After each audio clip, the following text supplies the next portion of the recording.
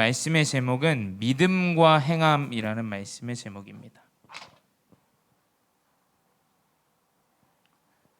믿음과 행함.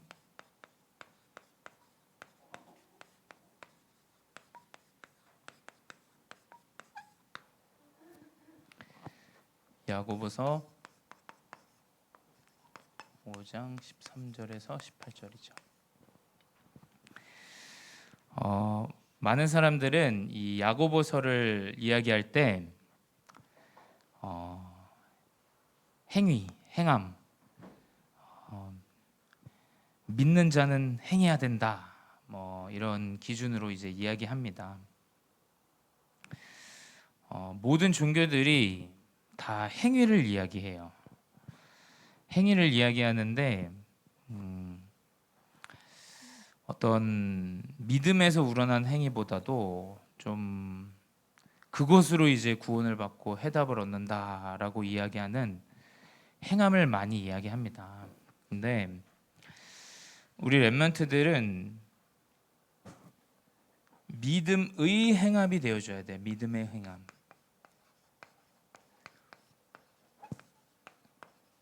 한번 이야기해 봅시다. 만약에 한 사람이 굉장히 이 사람이 행실이 좋아요. 근데 그리스도가 없습니다. 근데 어떤 사람은 하나님을 알고 그리스도를 아는데 완전 행실이 연약하고 부족해요. 하나님은 어떤 사람을 사용하시겠습니까? 일반적으로 사람들은 볼 때 행함 있는 사람들을 더 중요시하게 여길 거예요. 이 사람 행동이 바르다라고 하면 근데 그런 사람들은 크리스찬들보다 더 행동이 바른 사람들은 세상에 널렸습니다. 그 행함의 기준이 아니라는 거예요. 행위의 기준이 아니라는 겁니다. 믿음에 의한 행함이 여러분이 회복되어져야 돼요. 그리스도를 믿기 때문에 내가 교회에 인도받고 따라가고 함께하고 그 믿음이 절대적인 믿음으로 여러분에게 먼저 딱 믿어져야 돼요. 모든 것 이전에 믿음이 먼저구나. 믿음이. 히브리서 11장 1절에 나와 있죠. 지난주에 이야기했었던 본문이에요. 믿음은 바라는 것들의 실상이요 보이지 않는 것들의 증거니. 여러분, 보이는 증거를 따라가면 망합니다. 여러분, 명심하셔야 돼요. 보이는 증거 따라가면 사단이 틈을 타요. 내가 좀 되어질 것 같다, 그 틈 탑니다. 그거 내가 진짜로 해보니까 이게 답이더라. 그게 어쩌면 굉장히 사단이 속이는 틈이 될 수 있어요. 여러분은 진짜 눈에 보이지 않는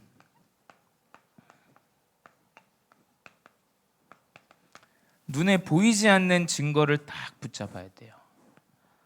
내가 이 예배 자리에 있는데 기도하는데 하나님의 나라가 임하고 천군 천사가 회복되어진다. 지금 여러분에게 많은 응답, 여러분이 생각하는 응답들 없어도 눈에 보이지 않는 영적인 증거를 딱 붙잡고 나가야 돼요. 이거 아니면 잠깐 되는데 나중에는 안 되어줄 수가 많아요. 여러분, 응답이 있으면 하나님 살아계시고 없으면 안 계신 겁니까? 우리가 어떤 기준으로 자꾸 믿음을 보는지가 아주 중요해요. 내가 공부를 예수 믿었더니 잘하더라. 그럼 예수 믿었는데 공부 잘 못하면 하나님 계시지 않는 겁니까? 그러니까 여러분이 눈에 보이지 않는 참된 증거를 딱 붙잡아야 된다는 거예요. 그 믿음 가운데 하나님은 행하게 하세요. 힘을 주시는 거죠. 그거 없이 자기 모습에 내가 합당하구나, 나 되겠구나, 절대 안 됩니다. 그거 절대 믿음을 가져야 돼요. 절대 믿음을. 하나님이 보이지 않는 것으로 나에게 증거를 나타내시고 일하시는구나. 그래서 우리는 이 보이지 않는 영들과의 싸움이지 사람과 세상과의 싸움이 아니에요.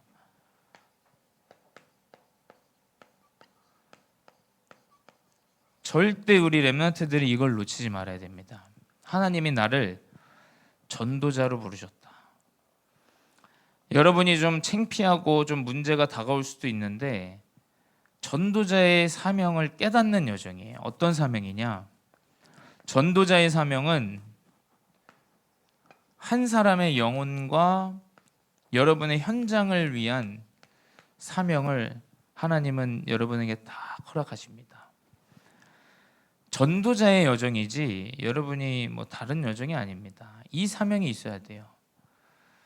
뭐 내 자녀 조금 더 잘 되고 내 가정이 조금 더 먹고 살고 호의호식하는 거, 그게 하나님 우리를 구원하신 진짜 해답일까요? 하나님은 연약하고 부족하지만 우리를 전도자로 인도하시기 원하세요. 하나님의 현장을 보기 원하세요. 하나님은 한 사람의 영혼을 보기 원하세요. 그 사명을 하나님은 믿음 가운데 허락하시죠. 세 번째, 이제 그래서 우리 렘넌트들은 이 전도자의 사명을 계속 하나님이 여정 가운데 깨닫게 하시고 빛의 망대를 분명히 세우십니다. 그게 이제 세 가지 뜰이죠. 237과 치유와 서밋 렘넌트의 뜰인데, 이것이 여러분의 달란트로 우리 렘넌트들은 나타나고 또 언약으로 하나님이 인도하시고 성취하십니다. 이것이 믿음 가운데 하나님께서 인도하시는 여정이에요. 그래서 우리는 첫 번째, 믿음으로 행해야 됩니다. 믿음으로.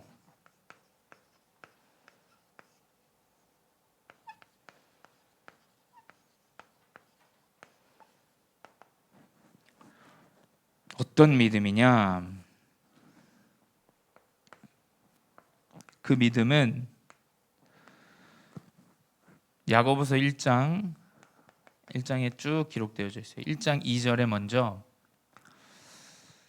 시험을 당하거든 기쁘게 여기라. 이 믿음은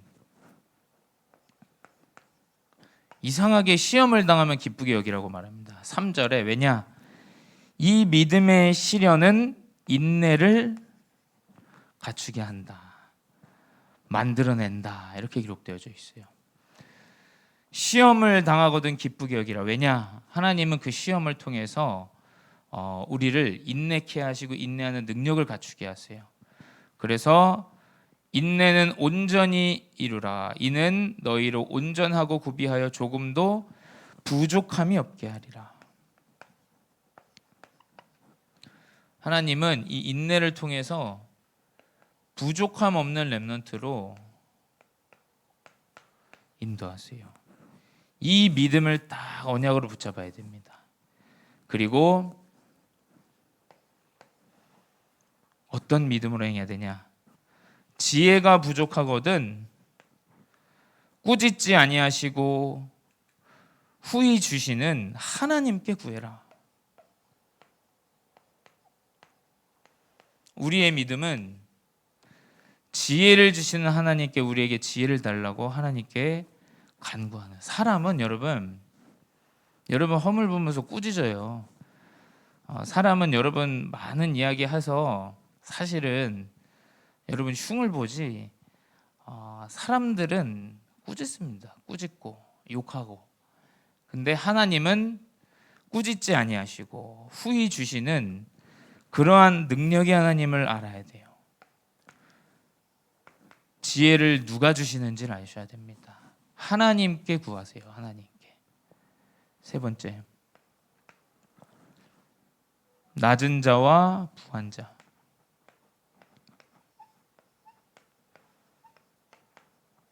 우리의 믿음은 낮거나 높은 것에 있지 않아요. 물론 낮은 자는 자꾸 본인의 높음을 이야기합니다.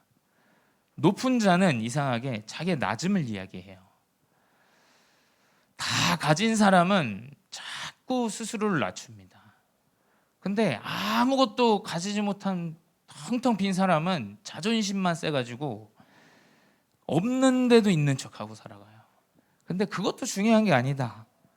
11절에 뭐라고 기록되어 있냐? 해가 돋고 뜨거운 바람이 불어 풀을 말리면 꽃이 떨어져 그 모양의 아름다움이 없어지나니 부한 자도 그 행한 일에 이와 같이 쇠잔하리라. 결국엔 시간이 지나면 다 없어질 것이라는 거예요. 그래서 여러분의 높고 낮음도 상관없다. 믿음으로 행해라. 믿음으로. 그리스도의 언약을 붙잡고 믿음으로 나아가라. 대신 우리 렘넌트들이 딱 붙잡아야 되는 게 항상 말을 조심해야 돼요.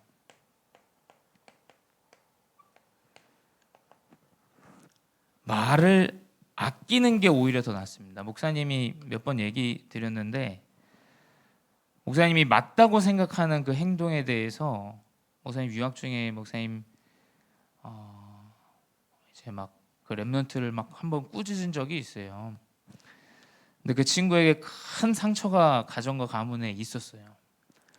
근데 사람들은 그런 거 신경 별로 안 씁니다. 그냥 보여지는 대로, 보이는 대로, 그냥 본인 생각대로 다 입 밖으로 내뱉어요, 여러분.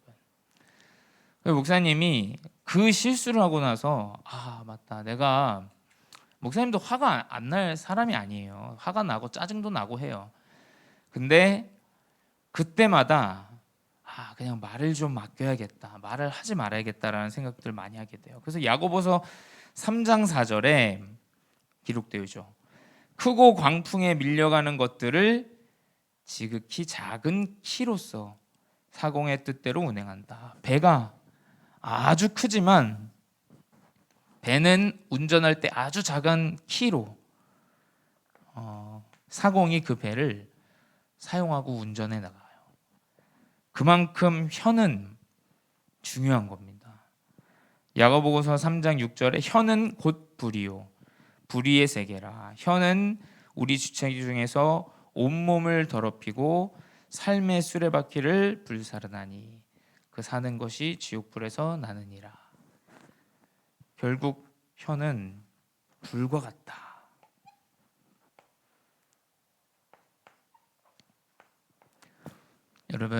여러분이 하나님을 믿는다면 말을 아끼시고 배려하고 이해하고 수용하고 초월해야 됩니다. 많은 말을 사실 할 필요가 없어요. 왜냐? 믿음을 가진 자의 증거는 기도이기 때문이에요.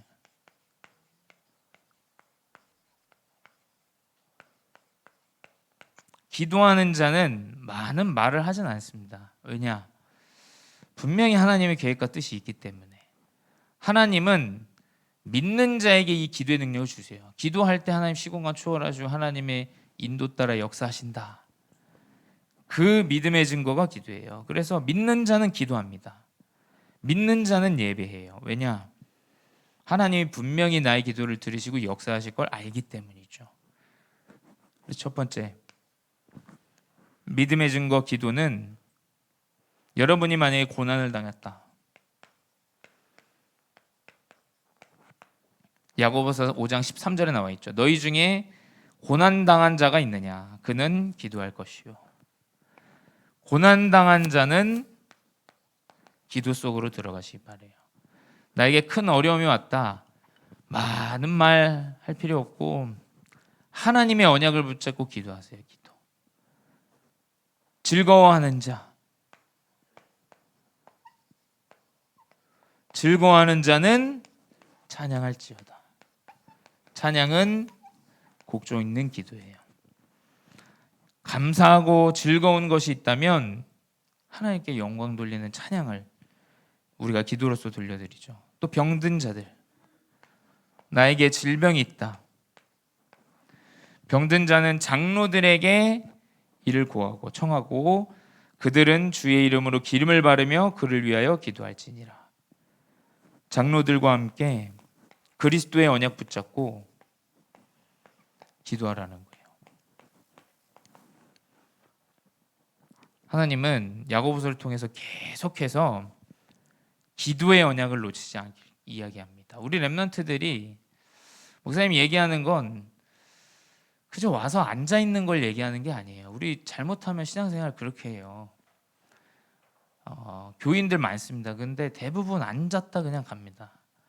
지금 그게 우리가 분주장 찍고 가자는 그런 예배가 하나님 앞에 드린 예배가 아니지 않습니까? 진짜 예배를 통해서 하나님이 나에게 이번 한 주 주시는 언약이 무엇인지, 또 예배 시작 전에 하나님이 이번 주에 주실 것이 무엇이며 이번 주 강단이 무엇인지 조용히 묵상하면서 기도해 보세요. 여러분, 분명히 큰 답을 말씀 이전에 여러분 깨닫게 됩니다. 그래서 우리의 기도는 믿음의 기도가 되어져야 돼요.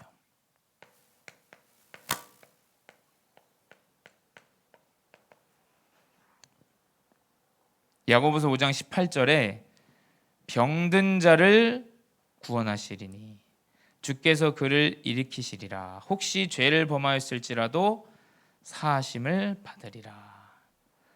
믿음의 기도는 병든 자를 치유해요.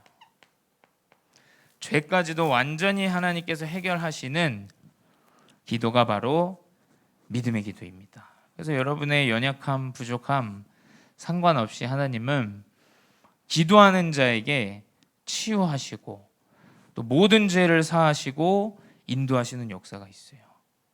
그래서 의인의 강구가 나옵니다.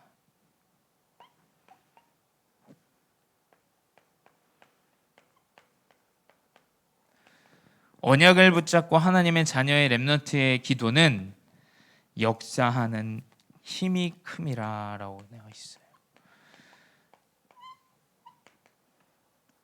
그리스도의 언약을 붙잡은 렘넌트의 기도는 분명히 역사되어집니다. 여러분이 지금 렘넌트식일 때 언약을 붙잡고 기도하는 그 기도 제목들 분명히 해를 거듭할수록 응답되어집니다. 그 언약을 딱 붙잡고 의인의 강구로 여러분 기도하시기 바라요. 그 증거가 오늘 본문에도 나와 있죠. 누굽니까? 엘리야죠. 엘리야가 어마어마한 일들을 행했어요. 그렇죠? 하지만 그 엘리야는 분명히 성경에 기록된 대로 우리와 성정이 같은 사람과 동일한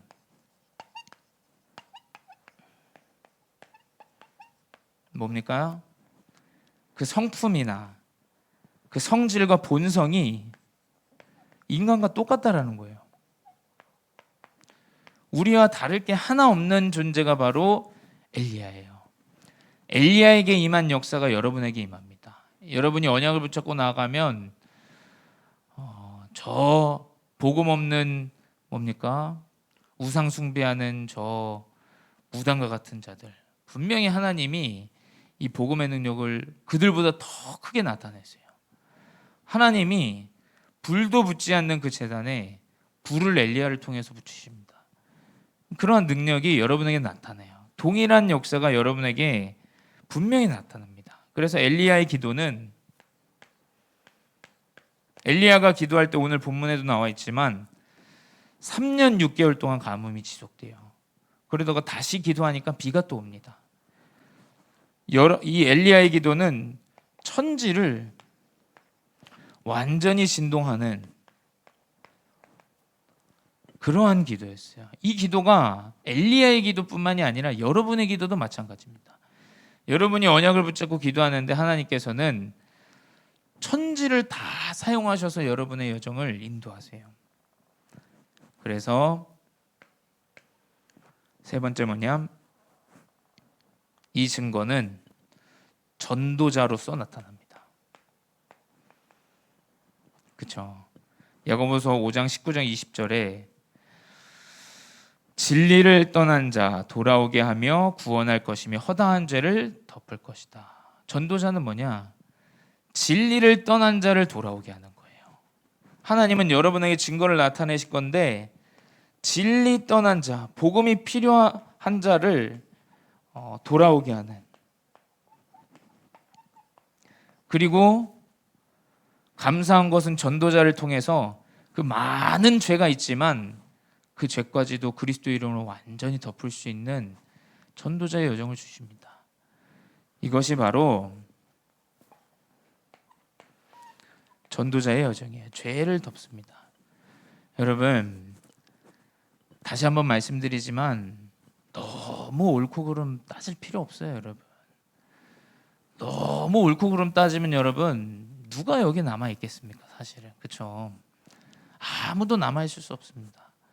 근데 교회마저도 옳고 그름으로 사람 판단하고 사람 이야기한다는 건 이 전도자 여정을 아직 잘 못 깨달은 거예요. 사실은 전도자만이 그리스도의 이름으로 죄를 덮을 수가 있어요. 그렇죠?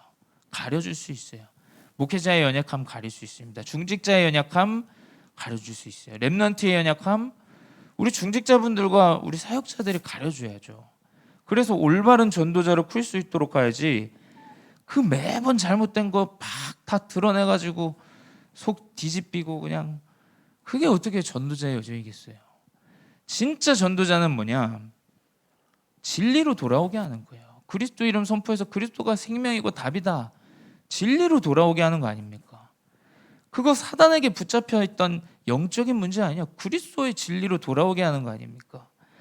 그래서 그 죄까지도 사실 덮어줄 수 있는 거예요. 그렇죠? 왜냐?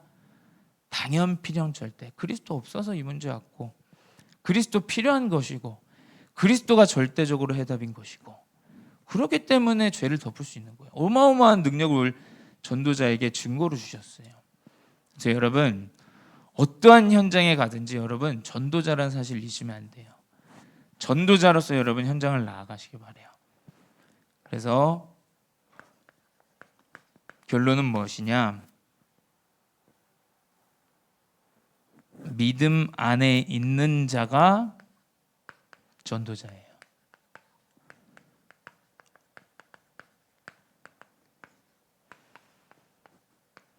내가 막 수정하고 고치고 막 열심히 해가지고 되어지는 게 아니라 하나님을 믿으니까 내가 온전히 그리스도 언약 붙잡고 기도하는데 우리 가정에 내 인생의 역사가 나타나요. 나 때문에 내가 언약을 붙잡고 기도하는데 나 때문에 교회 안에 진정으로 역사가 나타납니다. 이 믿음 안에 있는 귀한 렘넌트 되시기 바래요. 그래서 여러분 이 언약 붙잡고 믿음 안에서 정시기도 또 그리고 언약 붙잡고 지속적으로 전도자의 사명을 놓치지 않고 나아가는 렘넌트들 되시기 바랍니다. 기도하겠습니다. 사랑의 하나님 감사합니다. 하나님의 언약을 붙잡고 나아가는 귀한 렘넌트들 인도하여 주시니 감사합니다. 237과 오촌 종족 또 치유와 서밋의 응답을 누리기 위하여 그 달란트의 여정을 가는 우리 중고등부 렘넌트들 한 사람 한 사람 하나님께서 붙잡아 주시고, 하나님 특별히 함께하는 우리 모든 성도분들 언약 안에서 인도하시고, 하나님께서 이 언약의 여정 가운데 참된 응답으로 인도하여 주시옵소서.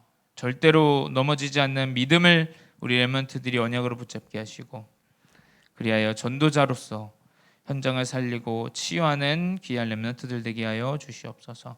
지금도 살아계신 주 예수 그리스도의 이름으로 기도드렸사옵나이다. 아멘.